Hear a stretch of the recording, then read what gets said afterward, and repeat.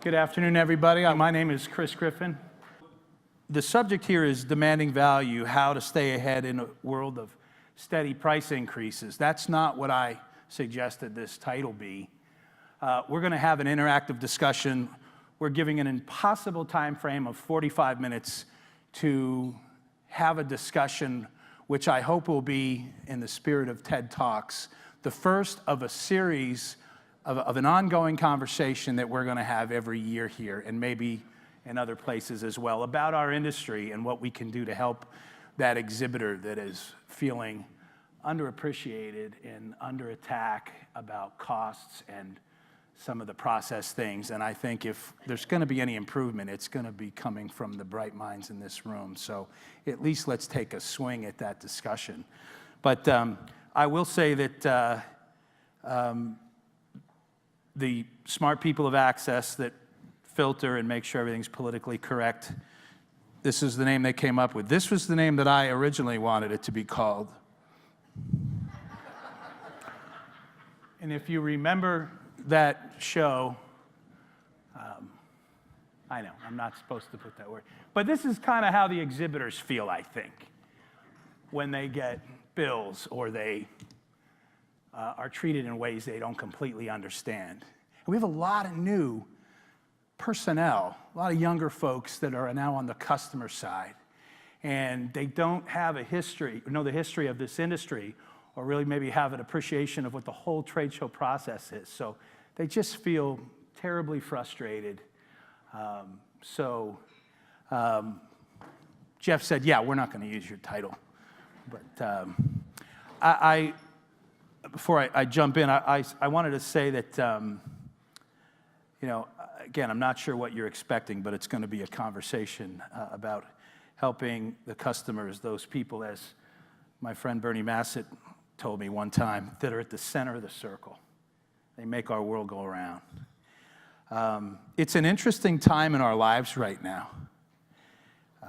In our society's history, there are things right now being talked about in the news, in the media, that are very difficult things to hear. They're painful things. I'm not going to go off on any tangent here, so don't worry, but if you'll indulge me for a moment.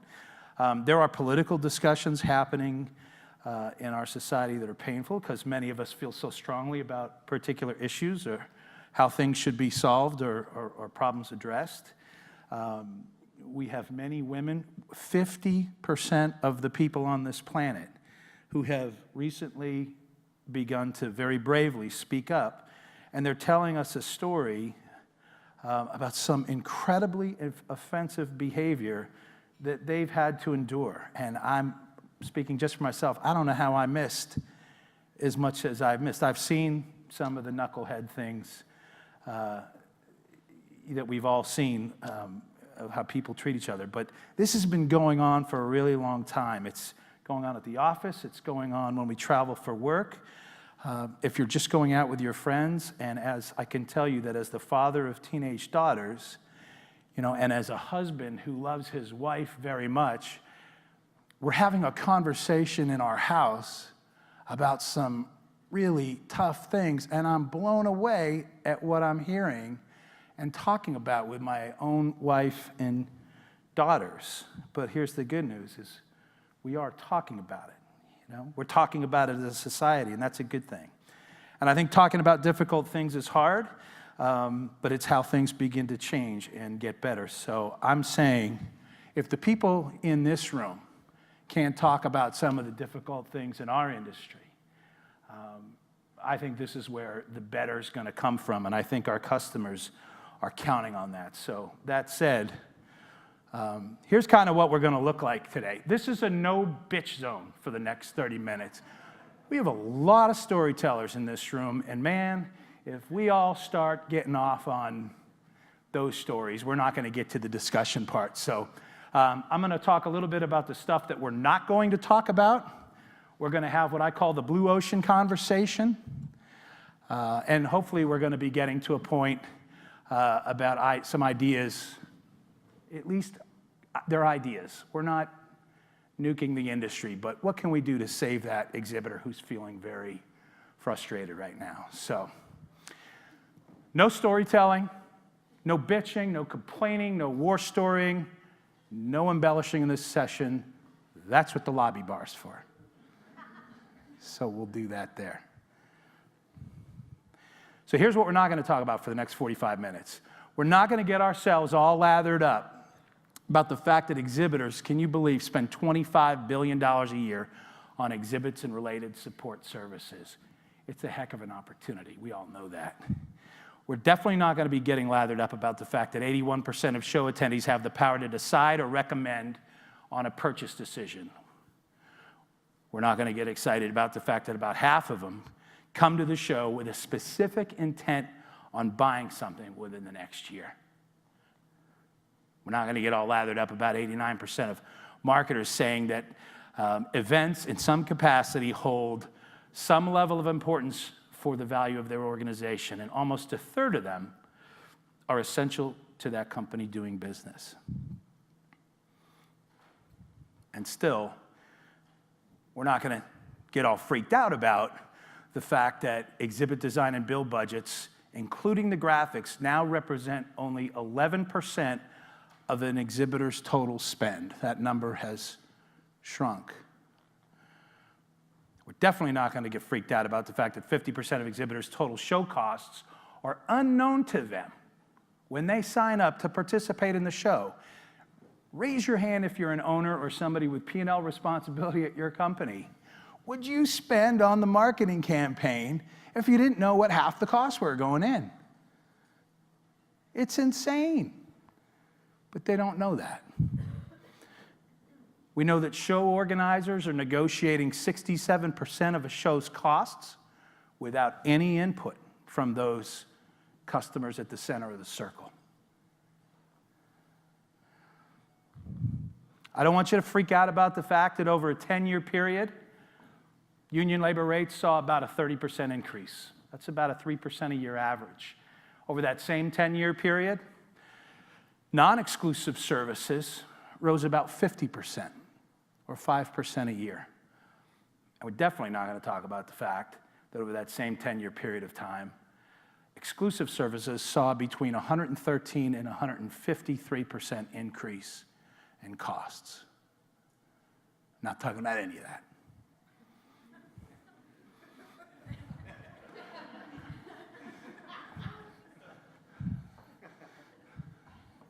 We'll talk a little bit about the rising costs, steady price pressures, margin creep. This is where that TLC song should kick in right now. Creep. I know you know what that is. How much can customers tolerate here, guys? Today, I'm hoping we're going to begin the conversation together on giving some relief here. How can transparency drive better value? How do the industry stakeholders in this room maybe start to work together to drive more value for that end user customer? How can blue ocean thinking help us come up with the solutions that are going to keep those exhibitors in the trade show space? We love the other space that we're getting opportunities in, but we don't want to see the trade show space die. How do we keep them swimming in those waters? If you're not familiar, anybody in this room read the book Blue Ocean Strategy, which is one of my favorites. Fantastic book. It's based on the principle. The competitive workspace is broken into two spaces, red ocean and blue ocean. And most of us work in the red ocean side. And it's red because we all cannibalize each other. You know, offering the same services and beating each other up on price and trying to carve out differences in what our unique value proposition is. And there's a few really smart companies that have figured out how to move to that blue ocean, deep water. Very few, if anybody else, is out that way. And they create uncontested markets to serve. The competition almost becomes irrelevant, either because of some new value proposition or some unique way that you're providing services and products. You create and you capture new demand. And if you're wondering what kind of, who are we talking about here? There's all kinds of examples. Stitch Fix. Ladies, do you know what Stitch Fix is? I've recently discovered this year annualizing our monthly credit card bills. I mentioned I live with my wife and 2 teenage daughters. Stitch Fix, all I'm told when I say, what is this? It's only $20 a month, Dad. Well, the membership is $20 a month. Okay, but really you have professional shoppers that shop for clothes for you based on the style that you like. So the bill's never $20 a month. Okay, if you don't buy anything that month, then it's only $20. Great brand, redefined it. Tesla, CarMax. I am a CarMax disciple now. I hate the car buying process. And it was several years back. I think we've bought our 5th car now from CarMax. And it's, let me go talk to the finance manager. That's how the old style is doing. Let me see what we can do. And they write a number on a piece of paper and they slide it over. And then they slide it back and you slide and they slide. And, well, the interest rate can't be, at that price, the interest rate's this. And CarMax, I said, I'm not dealing with anybody. I snuck onto the car lot. And I'm walking around, and after an hour of climbing in and out of cars, there's nobody bothering me. And I finally walked in, and I said, can I talk to somebody? And the kid comes over, and I said, listen, I don't want to play any games. I don't want to talk to your finance manager. He goes, Mr. Griffin, I think you should understand. I make $150 as a commission on a car if you buy it. Doesn't matter if you buy a $4,000 car or a $44,000 car. It was the greatest experience. Now, there's a no dick or sticker price, so I can't really negotiate much there, but it was a great experience. Blue Ocean Strategy, which best suggestion, if we get to the suggestions, I'll give you a signed copy of that book if we come up with a really good, big, hairy, audacious idea that we can say this would be a great thing to try in our industry to save our exhibitors some money. By the way, it's not signed by the author. I'll sign it for you. but I will sign it for you. So this is my opinion, but I'm saying I think there is a storm in our industry that's happening right now. And there's 3 storms that have come together. One is the hidden partnership between associations and general contractors. And when I say hidden, I'm saying it's the exhibitors don't know about it. Listen, I have some general contractor friends that are in this room. I think a lot of people in this room don't really understand the costs of general contracting. My company recently GC'd a small event down in Boca Raton, Florida, and we had a couple of forklifts dropped off on a Saturday night before we were moving in Sunday. Well, somebody had to go out there and meet them. Okay, and somebody from the hotel we had to pay to be available to meet them as well. There was costs associated with that. You run a marshaling yard, the CES show. Do you have any idea how much the general contractor has to spend on local police just to direct the traffic around the marshaling yard? So I think we don't always understand the real costs associated with providing that service. But I think we say drayage like it's an ugly word, and we don't necessarily acknowledge that there is some genuine value in that service. Somebody unloads the trucks, and they bring it over to the booth space, and they take the empties away. And there's insurance, and there's equipment, and then they bring it back. And then they load all the trucks. Well, I'm willing to pay something for that. That's reasonable. But where we get confused is when some of these costs start showing up in the electrical bill, and they don't have anything to do with electric. And you know what? One of my friends, again, here, who's a general contractor, said, well, one of the things, what do you do, Chris, when your customer, the show organizer, asks you for $300,000 worth of free stuff? What do you do when your customer asks you for $10,000 worth of free stuff? Well, you build it in, right? Somehow. Anybody here just give them the $10,000 worth of free stuff? No. But I think it's the lack of transparency. It doesn't make sense. There's a cost for aisle carpet and aisle signs and directional signage and the registration counters and the monitors for the show organizers more. There is a cost for all that. But when you hide it in some place that it doesn't make sense in the cost formula to the exhibitor, we're losing the hearts and minds of our end users. So that's one thing. Number 2, the exhibitor's loss of influence over the direct spend that they have. There's so much of it that they just either don't know about ahead of time or they lose. That's another thing that's pushing them away or to not want to come back, I think, to trade shows. And the third thing, in my opinion, is what I'm calling the Millennial Effect. This younger generation is no longer just in our companies as employees and coworkers. They're now on the customer side. Okay, and they're not turned on by 3 to 5 minute encounters. They like total immersion experiences. So the end result is this storm, I feel like the weather, it's pushing at the upper high front is pushing and driving new outcomes.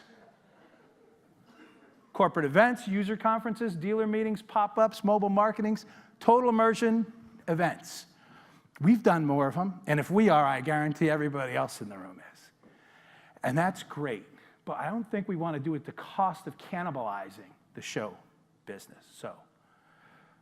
So given the explosion of these new opportunities, and this is my question to start the discussion, how do we come up with some ideas to help that exhibitor without cannibalizing our own businesses, without destroying the long-standing partners we've built with each other as part of our delivery chain to those end users that each of you have?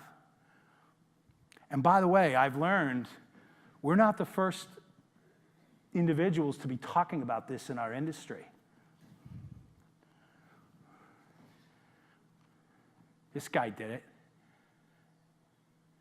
If you don't know him, and I know some of you do, I can tell by the smile, meet Ray Pekowski, founder and owner of the Expo Group.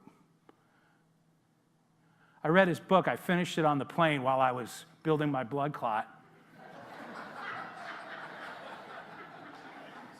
And it was really almost, and you know what, if you're like me, guys, I've had it for 2 weeks, and when you look at all the dog-eared pages and the notes and the comments, you just know you got a winner. I'm going to tell you something. We all have certain takeaways from a conference like this. Run. Don't walk to Amazon.com to buy this. This is a man in our industry who's faced every challenge that we have, even though his business model might be a little bit different than yours. The lessons, the wisdom, the example of servant leadership, and we've gone through some tough growth issues that we're facing, that I'm facing in my company in the last year in particular. Not just because of hurricanes, but this guy's really faced it and come through on the other side. So 100 great ideas that you get out of here. But my point is, he was doing this and reinventing the industry back in 1985, 1987. So it can be done.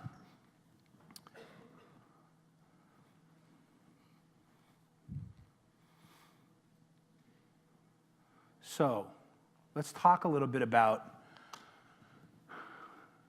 how do we give that exhibitor some, how do we tackle the transparency thing? There was 5 of us the other night. We were having a safety meeting on the back patio. I don't know how the cigars got there, but it was a safety meeting. And this subject came up, and I'll be honest, these individuals that are there, I look up to every one of them as business leaders. And we didn't all agree on this. But this discussion, somebody said, I'm not sure I want to have this conversation with my customers about costs. I'm like, well, how do you not have that conversation? So, one of the subjects that came up was, just as an example, somebody in the way up high general contracting world had told me that the freight business they get as a general is single-digit revenue compared to the total spend on trade show freight. They get a single-digit percentage of that revenue. And yet, if you think about it, if your customer uses the show carrier,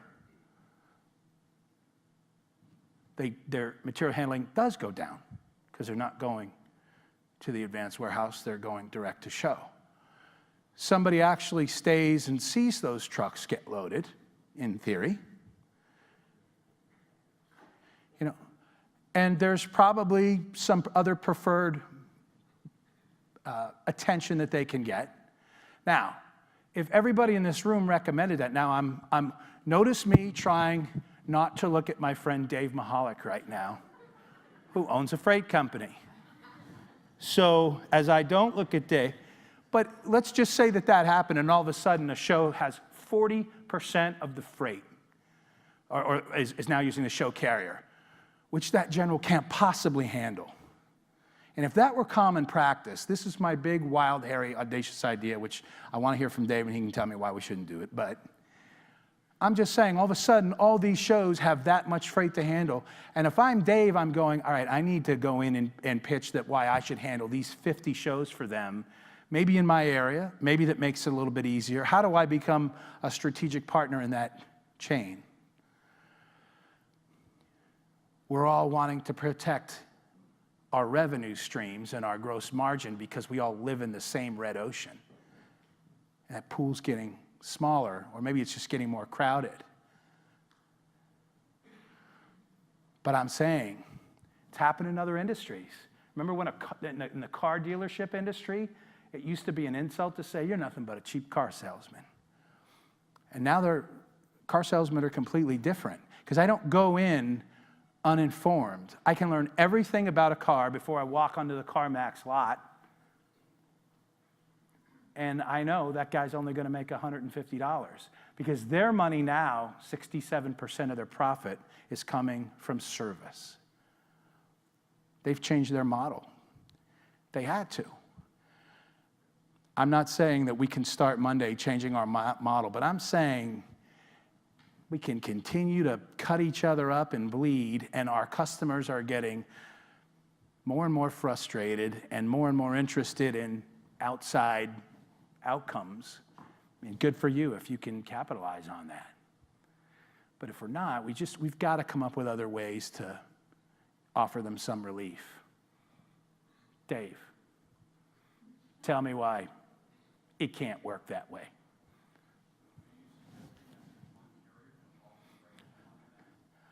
I'm suggesting that as a general contractor, and my friend April can tell me how this might work because she's a general contractor. I'm saying you're using the show contractor, and maybe the new way is that there's 6 companies based on region and a more efficient way of moving transportation around. And it can actually grow your business, not just take away from it. And I'm saying that's one idea. Anybody got another one? Or I'll sign my book and keep it myself. Sir.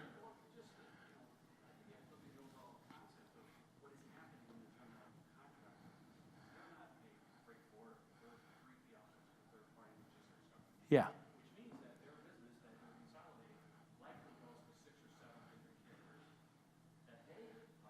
Yes.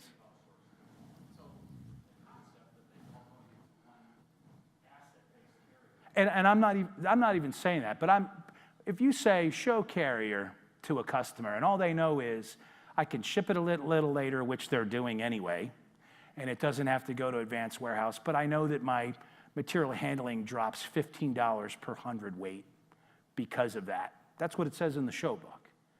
So however it actually works, there might be 10 carriers in the show carrier category.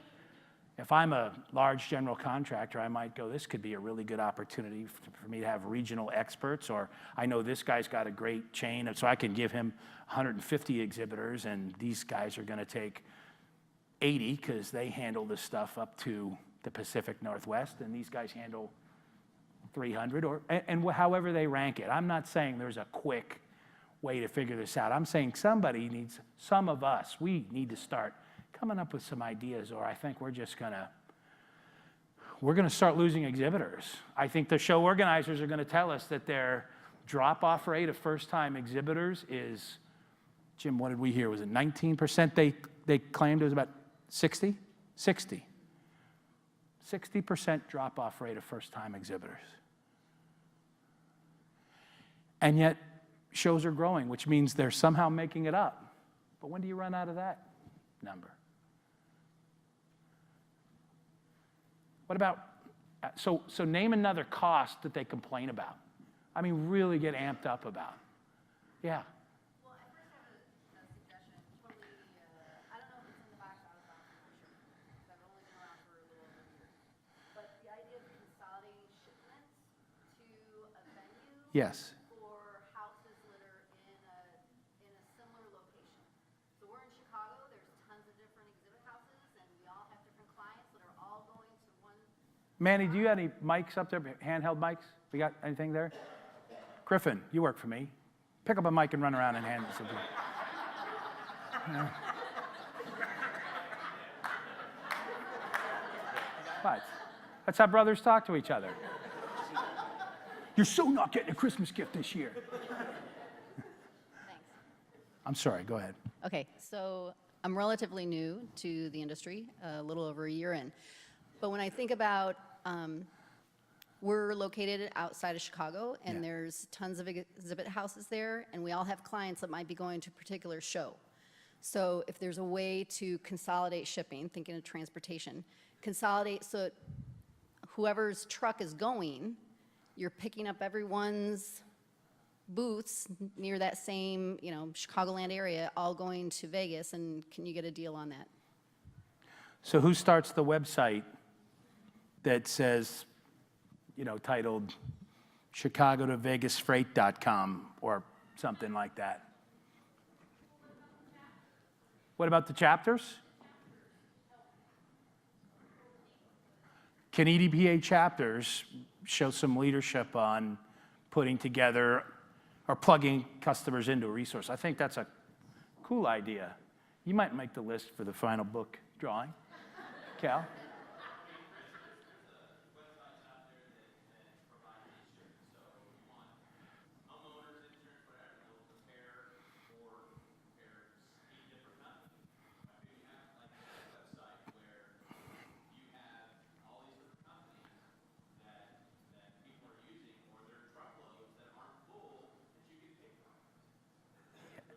I think insurance, that's it.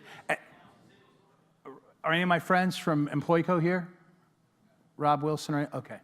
So, how many of us have been jammed up for that one show on the Disney property where you need $5 million of insurance coverage, and your umbrella is normally 1 or 2, on top of your $2 million aggregate. You're just not quite there. But if you go to your insurance carrier, you have to buy a 6-month policy, which is not an inexpensive thing to do for the one job you have on the Disney property. Until Rob Wilson said, we'll cover you for just the show. We'll cover you for one show. Now, it's got to be the move-in, the show date, and the move-out days. So you're looking at probably 3 weeks or 30 days worth of coverage. But it's a fraction of the cost of the only other option, which is a 6-month rider on your policy. I'm talking about, which is a cost you're passing on to your customer. I can think of one example. It was $6,000 for us to add that 6-month rider, and with Rob, it was about $1,400, which gave us an affordable option to help them. Could we not think of 100 things? This is what I know we're not going to figure it all out today. I'm saying that if we're really going to drive advocacy as one of our core values, E2MA and EACA's done this for years. Amanda Helgemode was up here earlier. I'm in the Amanda fan club because I watched what she and Glenda Brugard and Sue Huff and Rich Gilligan and these higher level exhibitors did to help drive really great data on advocacy. And so I think that is now a core value of EDPA. And this is where the brain trust is, right here. I love the idea of insurance, James. I think that could be a great one. I don't want to just pick on freight. Is there anything else? Internet. Oh, there's the third rail. Internet would be, now, so again, some of these won't be easy to fix, but there are companies now that provide internet service, or you buy a device, right? And you've got but I know that there's one venue in particular in Las Vegas that drives me crazy, and I won't name them. They end in the letters A and A. And they repeat, they interrupt your signal every 15 minutes. And there's been an article about it, and there was litigation about it, and I read Marriott went through that, and I mean, they're like, well, there's no law that says we can't, but it's the wrong thing to do. It's a huge opportunity. I think it was our friend Amanda from HP, right, who talked one year about the cost of what she paid for a 20 by 20. I want to say, I've seen data that says internet costs are up 500% in 5 years in some places. 500%. That didn't happen on my side of the exhibit business. Exclusive services, I understand the difficulty there. You can get away with that. You can't get away with that on the open market side. Dave. But in that internet scenario, there's wireless options. We even had a product for that. Yeah. And to your point, Marriott and a few other places got caught because of the supposed security that's necessary, and those signals get blocked. I mean, you do it on an exhibitor show. You want to talk about advocacy, let's figure out how to do our own industry show better, because everything is very expensive there. You can't get a wireless feed. You got to take the house feed. But that wireless option is something that other companies provide, yeah, and still exclude themselves from saying whether or not it'll work at any given time or not, because of the outside influences designed around making sure that it's purchased through the exclusive. We've seen some large shows. Pete's show at IMTS, he's broke the model. Pack Expo's done that. What were you going to say, Dave?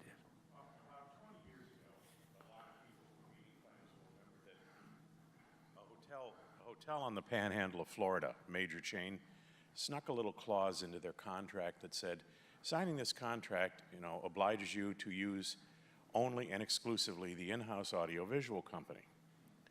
Okay. I'm watching you on the war story. Don't make me pull Dana Carvey. It's not my war story. Okay. But what happened was that started to proliferate, like other things that we're talking about here.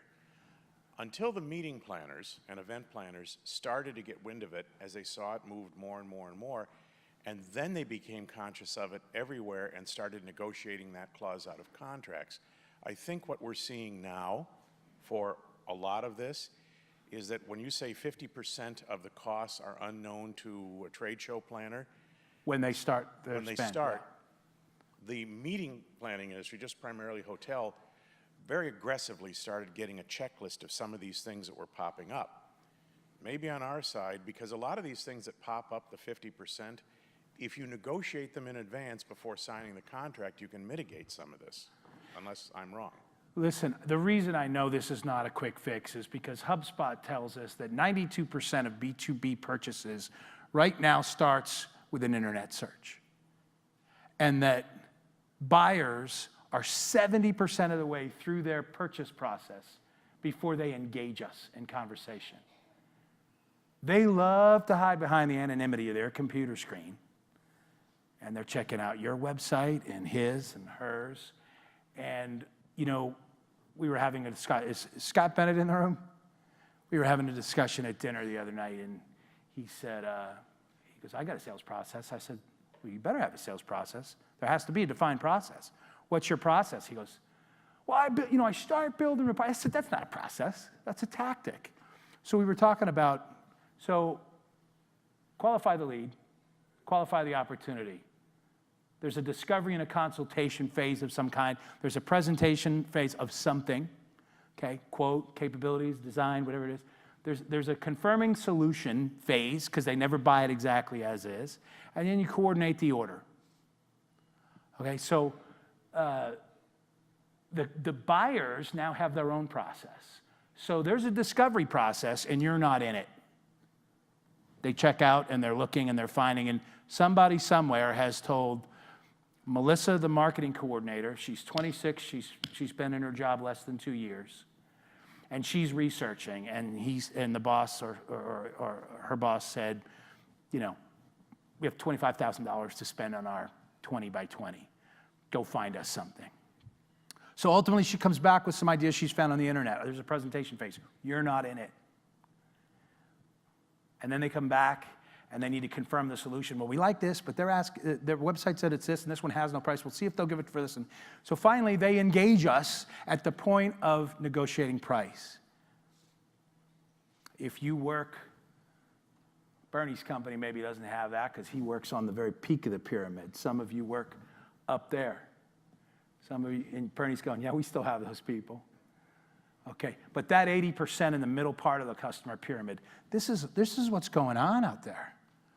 So, I mean, anyway, my point is educating our customer, and I know this is a longer discussion, how do we get them to understand and maybe pay more respect to what the process is? Because when you aren't a CTSM certified or a certified meeting planner person, okay, you've got 15 things you got to do for this event called the trade show, and you're just as worried about the social media spend and the restaurants you're taking customers to and the shirts you're putting the staff is, and the booth is on the checklist too, but you don't understand that that's a 3 or 4 or 5 month process maybe. So how do we do that? How do we educate people that hide behind the anonymity of their computer screen? There's a challenge there. So I think one is let's start being honest and transparent about what costs really are and what it takes. It's hard. If it wasn't hard, somebody would have figured this out already. But what I learned in Ray Pekowski's book when he decided to tackle this very subject and create a different kind of general contractor was, he said, I was years into the business, but before I realized there is no financial incentive for the industry to change. But are we going to wait till trade show industry doesn't resemble anything that we grew up? How many have been in this industry more than 10 years? Look at this, man. Look around. You're feeding your kids just like I am. You're paying for college just like I am. You pay your mortgage from this industry just like I do. If not us, then who is going to tackle these issues? So we have 2 minutes before Jeff's going to come in here and finger waggle me. And my fentanyl patch needs to be changed from what the doctor gave me. Was there? Oh, sir. So, Chris, you bring up the question, who's going to make the change? Yes, sir. People don't change unless there's pain. And the people that are feeling the pain are the exhibitor. But they don't have a voice. They're all by themselves. Absolutely, Robert. And there is no voice, right? So we can't, we don't really have the power to effectuate that change. Only the people that are inside that circle that you mentioned at the beginning. That's a great point. But so let's look at if you have. So he's right. There's no lane for the exhibitors in terms of their own association where they're joining together. But who do the exhibitors? You've got ESCA and you've got Healthcare Association, which I understand that's a niche of exhibitors. You've got you've got show organizers. My question is, who are the exhibitors closest to out of all those players?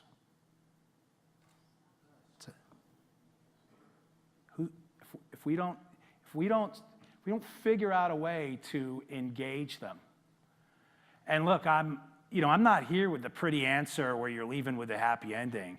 I work shoulder to shoulder with Jim Worm and Amanda Helgemote and a lot of Bernie Mass overall as we went from EACA to try and bring in that group to create a bigger tent to engage that exhibitor. And we failed. We got some to engage, but we didn't get a large enough group. And here's what I learned: millennials are not joiners. So I don't think we should stop trying, Robert. I just think that we're the ones that get belly to belly with that audience more than anybody else. And maybe we got to help tell them how to do that. This is a conversation. This is going to be like a Bruce Springsteen album. It runs for 30 years, Hey, Chris. Mary in her white dress, we've been listening to on every album. Yes. Chris, I just wanted to kind of speak to that. So something that you'll hear a little bit more about this evening, but something that EDPA has done has reached out to Glenda with HP, some of the same people that you mentioned earlier that was part of that original circle. We have brought them back together. We have an EDPA advisory committee, and it does include the exhibitors. As a CTSMer myself, and first and foremost, I believe in education. How do we let them know, let their voice, be heard, and how can we make these moves? It may take 30 years, but we got to start somewhere, and I definitely believe, that is a core group. What's interesting, and especially with what you just said about the millennials, is part of that committee is also millennials from Verizon, HD Supply, so we are including them as well. Okay. All right, I got to pick a winner on the book, and I'm really kind of underwhelmed. James, I like the insurance thing. Dave, my always dependable devil's advocate. Robert's right. They don't have a lane, but he reminds us we got to pick a lane. So, honestly, I'm signing this, and I'm going to ask April to take this back to Ray Pekowski because he gave me the most information. Dear Ray, go blue or go home?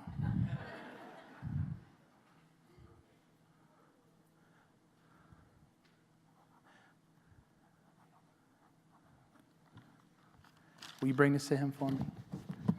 Thanks. Thank you.